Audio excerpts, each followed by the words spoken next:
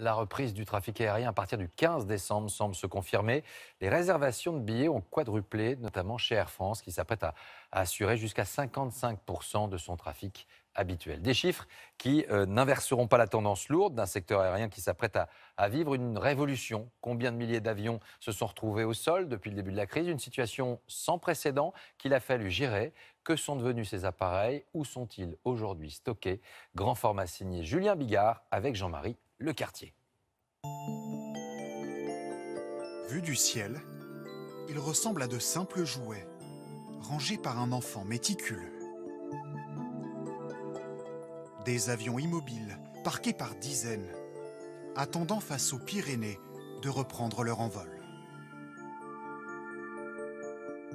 Le symbole d'un trafic aérien à terre. Baptiste Maisonnave est le voiturier de ces géants déserts. Il faut vraiment être attentif à tout.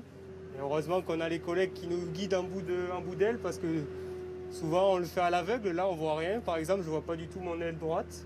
C'est lui qui a la lourde tâche de ranger ses appareils confiés par les compagnies. Avec la crise actuelle, tous les avions sont plus au sol, donc du coup, nous pour notre bonheur, ça nous fait un peu de boulot, mais bon, c'est dommage quand même. Son entreprise près de Tarbes est leader européen du stockage et recyclage d'avions grâce à un service sur mesure et des tarifs attractifs. Aujourd'hui, ces 4 sites débordent, 230 avions stationnés. Le 927 qui est là-bas et on pourra mettre du coup le 166 de Tiad, tu pourras le mettre sur papa. Faire rentrer un nouvel arrivant est à chaque fois un défi, un puzzle millimétré sur cette maquette.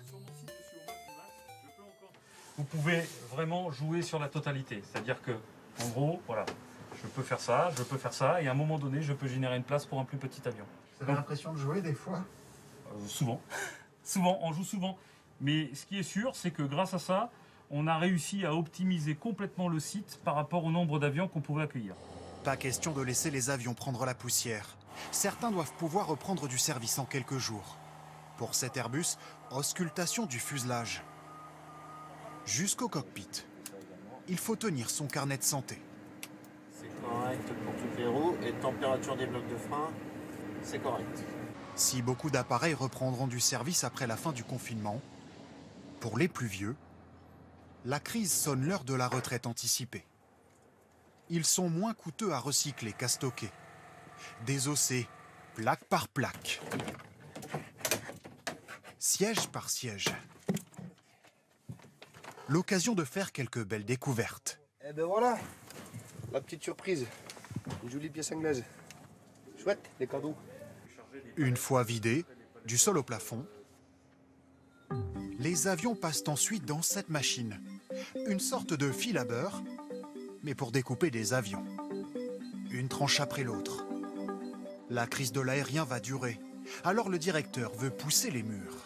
Dans l'alignement de cette piste que vous voyez ici, on va installer une extension de manière à pouvoir avoir 20 parkings supplémentaires. Les besoins de stockage seront de plus en plus importants. On estime qu'il y a entre 4 et 6 000 avions qui sont stockés dus au Covid.